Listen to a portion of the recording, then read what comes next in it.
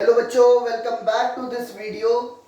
आज की इस लेक्चर में हम लोग डिस्कस करेंगे चार्टर ऑफ 1861 के बारे में, जिसको आप ये भी कह सकते हैं इंडिपेंडेंस 1857, वॉर ऑफ इंडिपेंडेंस 1857। ठीक है ना। चलिए स्टार्ट करते हैं।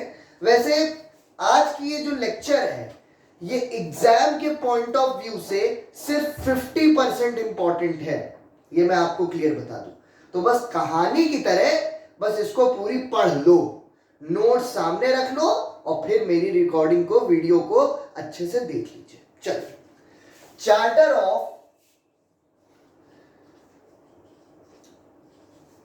1861 देखो।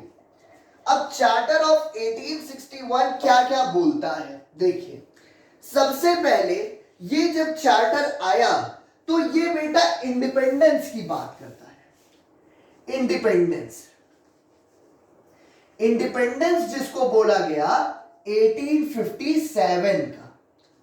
ठीक है, 1857 का जो इंडिपेंडेंस, जो इंडियंस फाइटर, जितने भी इंडियन फाइटर्स थे और ब्रिटिशर्स, उनके बीच में जो वॉर चल रही थी, वो सबसे पहला स्टेज है इंडिपेंडेंस लेने का।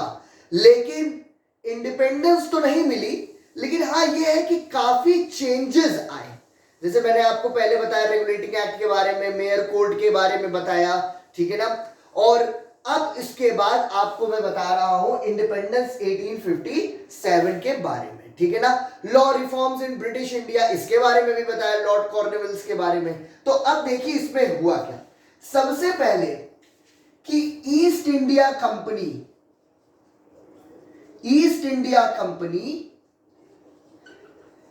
के जो कंट्रोल्स थे, कंट्रोल्स ऑफ द टेरिटरीज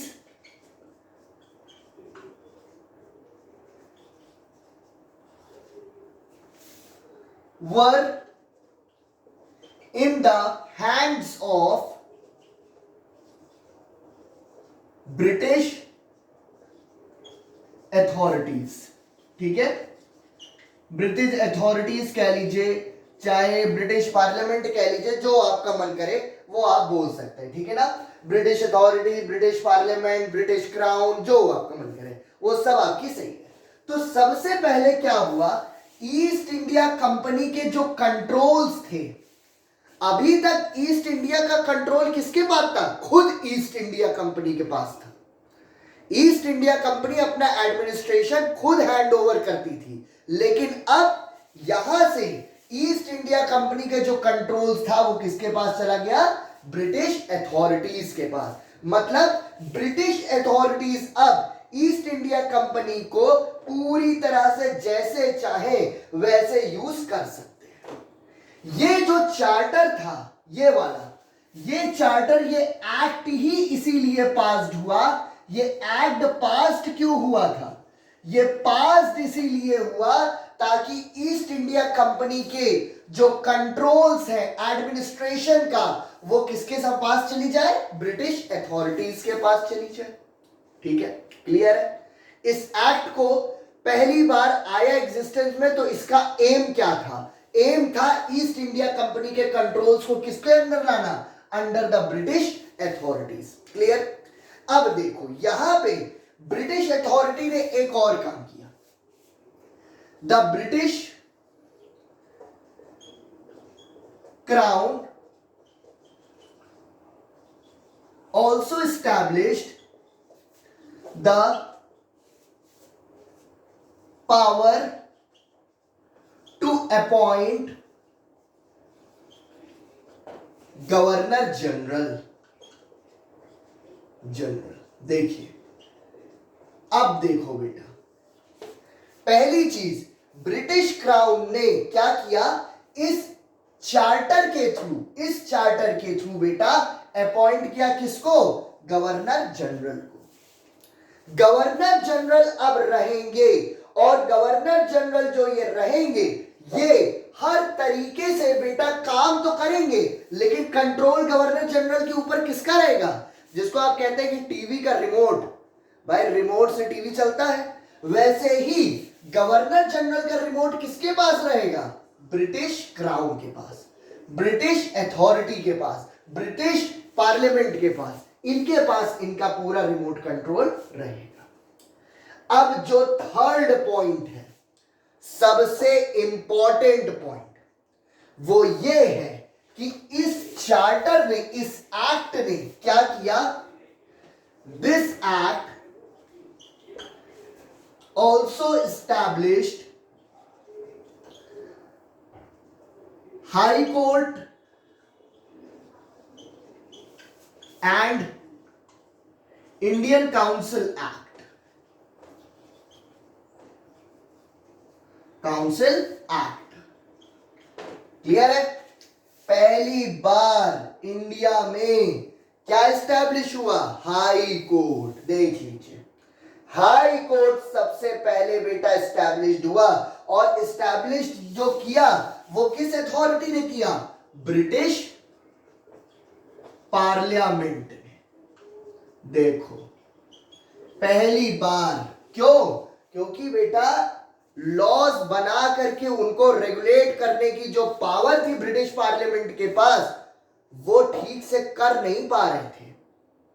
पहली बार इंडियन के जो फ्रीडम फाइटर्स थे, उन्होंने ये वॉर कर दी, इस तरीके से प्रोटेस्ट किया कि ब्रिटिश पार्लियामेंट ने पहली बार हाई कोर्ट्स और इंडियन काउंसिल एक्ट, ये दोनों बेटा एग्जिस्टेंस में लाया।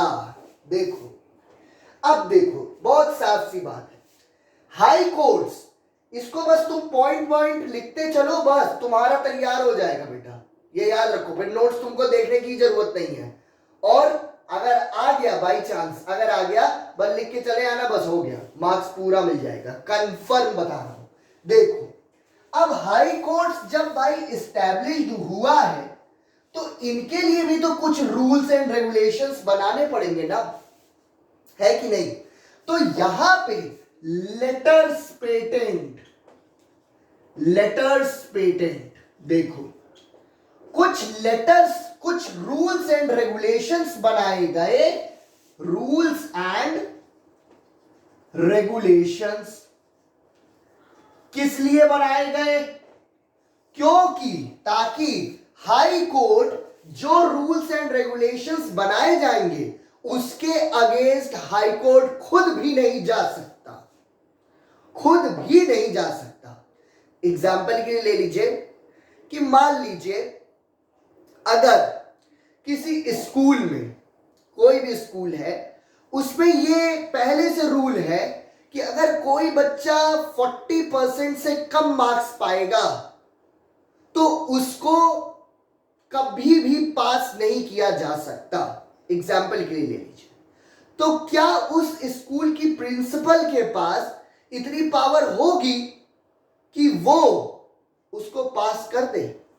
तब तो ये हो जाएगा कि यार जो रूल आपने बनाया उसको फॉलो आप खुद ही नहीं कर पा रहे हैं, तो आप सिटीजन से, इंडियन से, पब्लिक से क्या उम्मीद कर रहे हैं, क्या एक्सपेक्टेशन रख रहे हैं? तो उसी तरह से बेटा हाई कोर्ट के लिए भी लेटर्स पेटेंट कराए गए, जिसका मतलब है रूल्स एंड रेगुलेशन, जिसके अगेंस्ट हाई कोर्ट खुद भी नहीं जा सकता है। बहुत क्लियर? अब देखो next point, abolition of the Supreme Court adjudicature।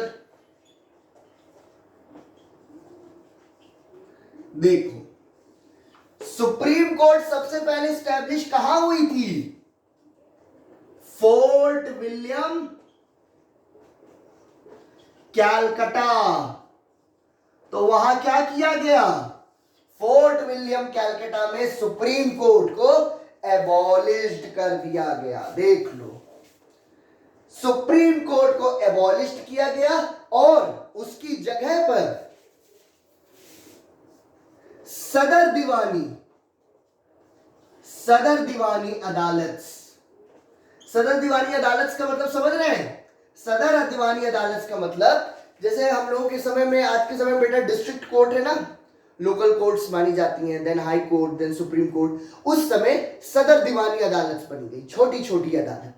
जो छोटे छोटे केसेस को, जो जुरिस्डिक्शन जहां पर है वही के केसेस को, जो छोटे छोटे केसेस हैं चाहे वो क्रिमिनल के हो चाहे सिविल के हो, उनको क्या करेंगी, हैंडल करेंगी। ठीक, तो मतलब एबॉलिशन किया गया सुप्रीम कोर्ट का और वहां पर इस्टेब्लिश क्या किया गया, सदर दीवानी अदालत। Under which act, under the act of 1861। Clear? अब बताइए यहां तक किसी को कोई दिक्कत? लिख लीजिए पॉइंट्स, सारे पॉइंट लिखो, 1 मिनट का समय दे रहा हूं, लिखो जल्दी से सारे, ताकि तुमको एकदम क्लियर हो जाए। क्योंकि पैसेज में मैंने नोट्स दिया है तो कुछ बच्चों को हो सकता है दिक्कत हो, तो तुम पॉइंट्स में लिखो, पॉइंट्स में लिखोगे तो एकदम क्लियर रहेगा।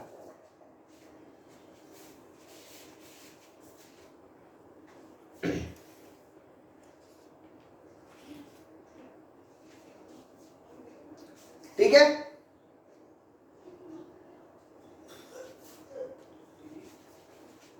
अब देखो नेक्स्ट, चलो देखिए, अब नेक्स्ट पॉइंट पे आओ जो कि है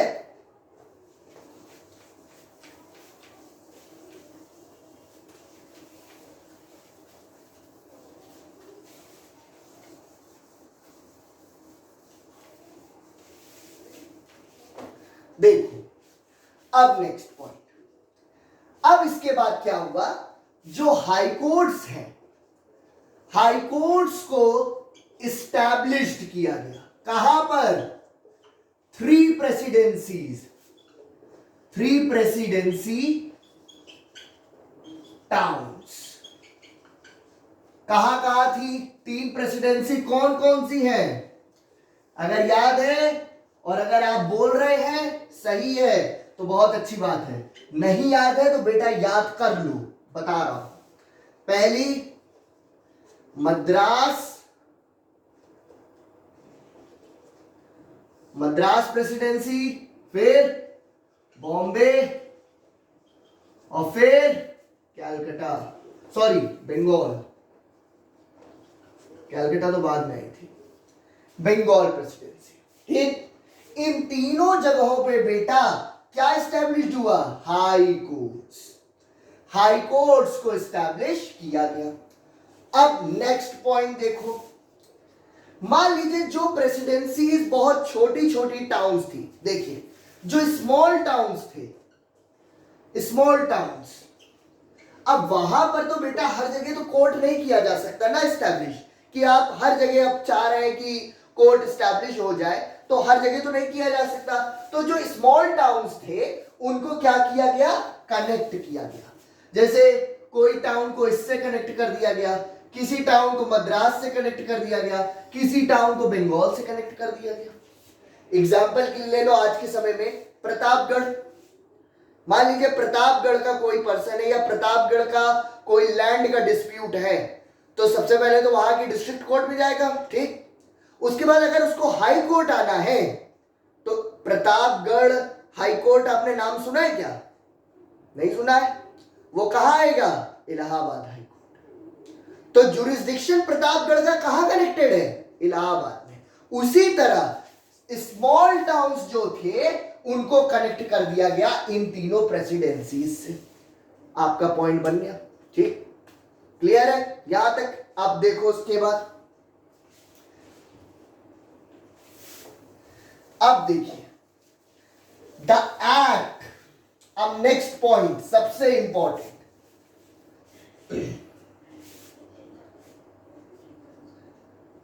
the act also provide governor general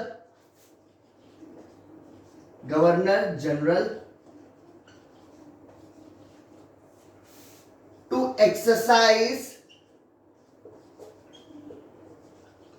local power। देखिए गवर्नर जनरल को एक पावर दी गई, क्या, कि अगर गवर्नर जनरल किसी भी प्रेसिडेंसी का है, भाई जितनी प्रेसिडेंसी थी सबके गवर्नर जनरल बनाए गए, यहां पे अगर गवर्नर जनरल अगर कोई भी पावर यूज करना चाहता है तो वो अपनी लोकल पावर को यूज कर सकता है। जैसे आप लोग सुनते हैं ना अरे ये तो लोकल गुंडा है, सुनते हैं कि नहीं? तो लोकल गुंडे का मतलब क्या है? जिसका इलाका वहीं पे हो, मतलब वो बस उसी में उसकी गुंडई चल रही है। अल्लाहपुर का गुंडा है, सिविल लाइंस पे ये बैठता है, इसकी सिविल लाइंस का गुंडा है, लोकल गुंडा। उसी तरह गवर्नर जनरल जो थे वो अपनी पावर को एक्सरसाइज कर सकते थे, कहां? लोकल पावर, मतलब local power with in its jurisdiction. ठीक है, मतलब जहां के वो गवर्नर जनरल रहेंगे वहां पर वो अपनी पावर, वहां उस प्लेस पर अपनी पावर को क्या कर सकते हैं? यूज कर सकते हैं। क्लियर? कोई दिक्कत? पॉइंट लिखिए। हो गया? चलिए अब देखो, the high courts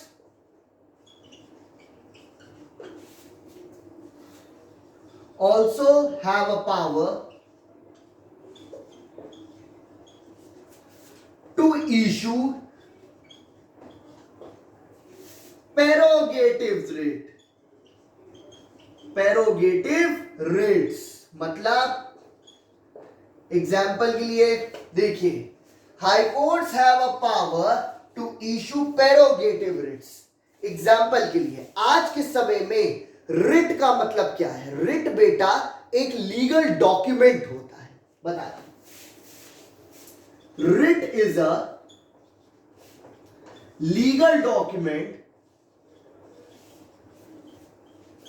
which is used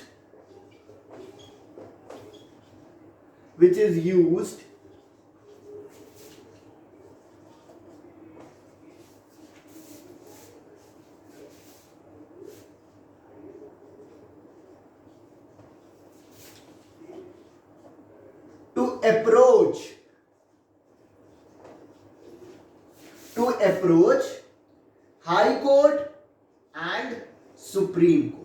ठीक है ना, हाई कोर्ट या सुप्रीम कोर्ट। मतलब रिट एक लीगल डॉक्यूमेंट होती है। अगर हमको मान लीजिए अगर जाना है हाई कोर्ट या हमको सुप्रीम कोर्ट जाना है अपने केस को लेके, तो हम कैसे जाएंगे? तो there are 5 kinds of writs, जो कि आगे नेक्स्ट आपको वीडियो पे मैं पूरा एक्सप्लेन करूंगा। हबीस कॉर्पस रिट्स, उसके बाद आपकी सर्शोरारी रिट, मैंडमस, कोवोरेंटो एंड प्रोहिबिशन। ये 5 रिट्स आपकी जो इंडियन कॉन्स्टिट्यूशन में बेटा डिफाइंड है और फंडामेंटल राइट्स में आप लोग पढ़ेंगे। तो हाई कोर्ट के पास पावर क्या थी? प्रेरोगेटिव रिट्स को इशू करने की। कुछ रिट ऐसी होती हैं जिनको इशू करके हाई कोर्ट डिस्ट्रिक्ट कोर्ट में भी ये चेक कर सकते हैं कि डिस्ट्रिक्ट कोर्ट का जो जजमेंट है वो क्लियर है या नहीं। मतलब वो जो जजमेंट दे रहे हैं लोअर कोर्ट, वो on the basis of law, on the basis of equality उस पर दे रहे हैं कि नहीं दे रहे हैं। ठीक, अब देखो जो हाई कोर्ट है, अगर हम मान लीजिए रिट इशू, अगर हम रिट के थ्रू अप्रोच करते हाई कोर्ट, तो हाई कोर्ट में अगर हमको रिट डालनी है तो किसमें डालेंगे? Under article 226। याद रखना बेटा, बहुत इंपॉर्टेंट। अंडर आर्टिकल 226 में हम कहां में डालेंगे?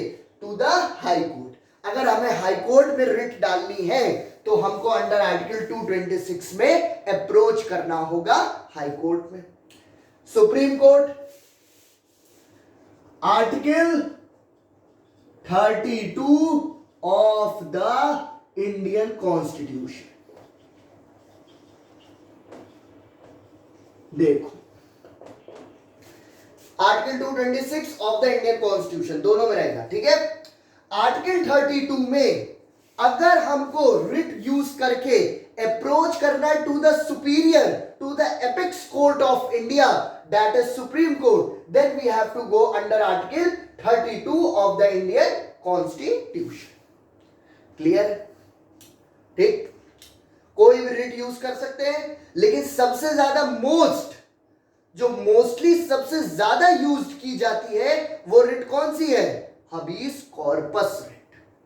सबसे ज्यादा यूज की जाती है, याद रखिएगा, ठीक है। देखो लिख लिया, कोई दिक्कत? ठीक, लास्ट पॉइंट जो कि इसका है, देखिए अब आपको एकदम आसान लग रहा होगा क्योंकि अब लिख के बता रहा हूं, ठीक है। फिर भी कोई डाउट हो तो प्लीज पूछिएगा। देखो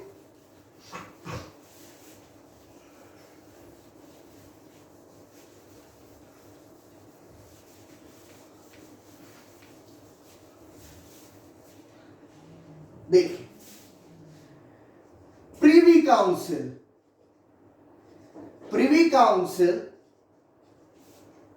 was established, which is known as a highest court of appeal. Court of appeal. देखो प्रिवी काउंसिल बेटा ये एक अथॉरिटी थी, इसको क्या बोला गया? अथॉरिटी। ये अथॉरिटी क्यों बनाई गई? अपील करने के लिए। देखो एग्जाम्पल के लिए ले लो, बताएं। पहले इसका एग्जाम्पल देते हैं, फिर आज का एग्जाम्पल देते हैं, आजकल का। सपोज कीजिए कि हाईकोर्ट ने जो कि ये एस्टैब्लिश्ड है कहां? मद्रास में। मद्रास की हाईकोर्ट ने आपको एक जजमेंट दिया। अब भाई सिंपल सी बात है कि अगर दो पार्टीज हैं तो एक पार्टी के फेवर में जाएगा, एक पार्टी के फेवर में तो जाएगा नहीं, ठीक है ना। सपोज कीजिए आप और हम हैं, उस टाइम पे चले जाते हैं, आपके फेवर में जजमेंट हुआ, कहां से? बाय मद्रास हाई कोर्ट, ठीक। हमारे फेवर में तो हुआ नहीं। हमको ये लगता है ये जो जजमेंट हुआ है ये सही नहीं है। हर आदमी को अपने आप को तो वो सही मानता है ना भाई, आप अपने लिए सही है, हम अपने लिए हैं। कोई इंसान कहता है कि नहीं हम यार बहुत गलत आदमी है, किसी को नहीं सुनो बेटा। जिस दिन इंसान को अपनी गलती समझ में आने लगे तो बात ही अलग हो जाएगी। तो यहां पे अगर मान लीजिए हाईकोर्ट ने कोई जजमेंट दिया और आपके फेवर में दिया, हमारे फेवर में नहीं दिया, तो हम बेटा अपील कर सकते हैं। अपील किस चीज की? अपील जजमेंट की अपील की। यहां पे हाईकोर्ट ने ये जो जजमेंट दिया है, जो डिसीजन दिया है, ये क्या है? ये हमारे फेवर में नहीं है, तो हम यहां पर अपील कहां करेंगे? Privy council.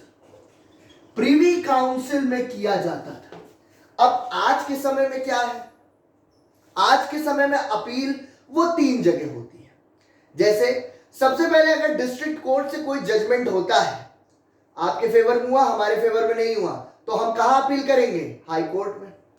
अगर हाई कोर्ट में जजमेंट आपके फेवर में हुआ, फिर हमारे फेवर में फिर नहीं हुआ, उसी केस में तब हम कहां जाएंगे? सुप्रीम कोर्ट में अपील करेंगे, या फिर हाई कोर्ट में ही किसी दूसरी बेंच में हम अपील कर सकते हैं। एग्जाम्पल के लिए ले लीजिए, मान लीजिए कोई एक पर्सन है, एग्जाम्पल ले लीजिए, सपोज कीजिए ABC, ये बेटा एक जज है जिन्होंने डिसीजन दिया। डिसीजन किसको दिया? आपके फेवर में दिया, हमारे फेवर में तो नहीं दिया। ये जज कहां के हैं? हाई कोर्ट के जज हैं, लेकिन हम अपील करना चाहते कहां? हाई कोर्ट में ही। तब हम XYZ, ये एक कोई जज है जो कि हाई कोर्ट के ही हैं, ये भी हाई कोर्ट के जज हैं, हम इनकी कोर्ट में अपील करेंगे। समझ में आ गया ना? मतलब हाई कोर्ट में ही किसी दूसरे जज की बेंच में अपील की जा सकती है, या फिर आप सुप्रीम कोर्ट में भी अपील कर सकते हैं, वो आपकी चॉइस है, ठीक है। लेकिन उस वक्त ये नहीं था। उस वक्त क्या था कि अगर हाई कोर्ट से कोई जजमेंट पास होता है, डिसीजन पास होता है, तो अपील आप कहां करेंगे? प्रिवी काउंसिल में, ठीक है। क्लियर है? अब एकदम कोई चीज ना क्लियर हो तो प्लीज पूछिएगा, ठीक है। अब देखो लास्ट पॉइंट, ये जो प्रिवी काउंसिल था, क्या इसको एबॉलिश किया गया था? किया गया था? अगर हां में जवाब दे रहे हो तो एकदम सही दे रहे हो। देखो privy council was abolished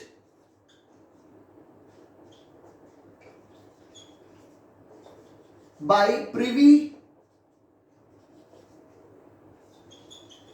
council act 1949।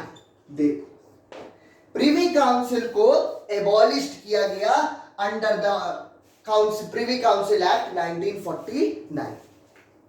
देखिए, कोई भी एक्ट अगर एबॉलिश्ड होता है तो उसको, उस अथॉरिटी को किसी एक्ट के ही थ्रू एबॉलिश्ड किया जाता है। जैसे सती प्रथा थी, सती प्रथा को जब मदन मोहन मालवीय ने उन्होंने एबॉलिश्ड किया तो एक्ट के थ्रू किया। तो यहां पे प्रिवी काउंसिल को एबॉलिश्ड बेटा किसने किया था? By the privy council act 1949। और 1950 में क्या हुआ था? Framing of the constitution. ये जो कि आपको नेक्स्ट वीडियो में हम बताएंगे। फ्रेमिंग ऑफ द कॉन्स्टिट्यूशन वो कब हुआ? 1950 में। Doctor B R Ambedkar, Sarvepalli Radhakrishnan और बहुत से कमेटी के मेंबर्स थे जिन्होंने मिल करके एक कॉन्स्टिट्यूशन को बनाया, जिसमें डॉक्टर बी आर अम्बेडकर की सबसे ज्यादा रोल प्ले उन्होंने किया था। और 1950 में फ्रेमिंग ऑफ द कॉन्स्टिट्यूशन हुआ था। अब क्लियर है?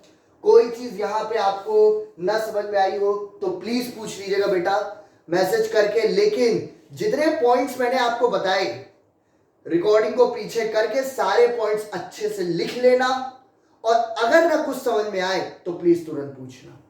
लेकिन शीशे की तरह सब क्लियर होना चाहिए, ठीक है ना?